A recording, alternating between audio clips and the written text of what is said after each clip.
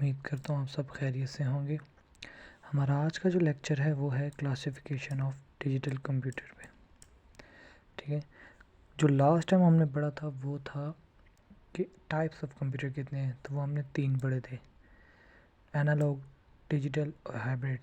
آگے سے اس digital computer کی 4 ٹائپس ہیں: سپر کمپیوٹر، مین فریم کمپیوٹرز، منی کمپیوٹر اور مائکرو کمپیوٹر، ٹھیک ہے۔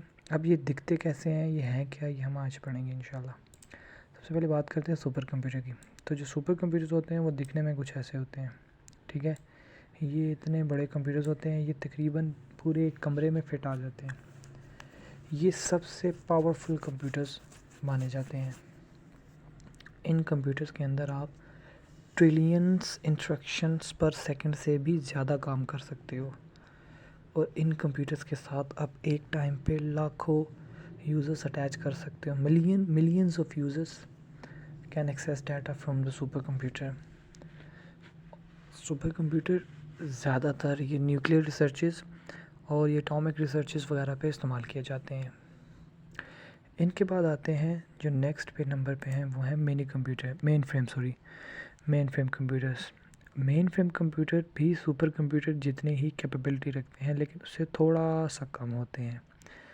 جیسے میں نے آپ کو بتایا کہ super computer trillion instructions per second پہ کام کرتے ہیں، اس سے زیادہ پہ کام کرتے ہیں۔ تو یہ جو مین فریم ہوتا ہے یہ ٹریلین انسٹرکشن پر سیکنڈ پہ ہی کام کرتے ہیں، ٹپس پہ کام کرتے ہیں، اس کو کہتے ہیں ٹریلین انسٹرکشن پر سیکنڈ۔ اور جو سپر کمپیوٹر تھا وہ اس سے زیادہ پہ کام کرتا تھا۔ یہ ان دونوں میں فرق ہے۔ دوسرا یہ اس سے سائز میں تھوڑا سا چھوٹے ہوتے ہیں، یہ آپ دیکھ سکتے ہیں، یہ اس سے سائز میں تھوڑا سا چھوٹا ہے۔ وہ پورے کمرے کو گھیرتے ہیں، مطلب پورے کمرے جتنی جگہ لیتے ہیں، اور یہ کمپیوٹرز ایک چھوٹے ایک روم میں ایک چھوٹا سا کارنر لیتے تھے۔ یہ بھی ویدر فورکاسٹنگ وغیرہ کے لیے، آپ موسمی حالات وغیرہ جاننے کے لیے جو کمپیوٹرز استعمال کیے جاتے ہیں وہ مین فریم کمپیوٹرز ہوتے ہیں۔ اس کے بعد آپ کے پاس آتے ہیں منی کمپیوٹرز۔ منی کمپیوٹرز دکھنے میں کچھ اس طرح کے ہوتے ہیں، یہ بالکل مائکرو کمپیوٹرز کی طرح کے ہی ہوتے ہیں۔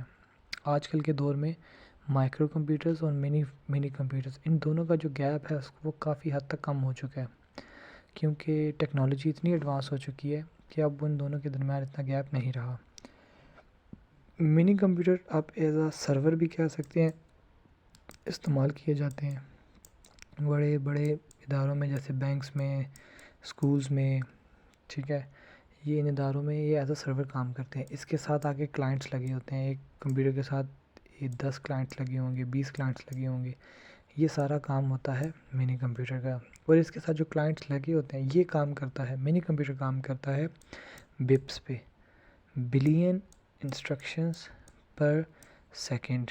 یہ مائکرو کمپیوٹر سے بڑا اور مین فریم سے چھوٹا ہوتا ہے۔ اس کے بعد لاسٹ پہ آتا ہے آپ کے پاس مائکرو کمپیوٹر۔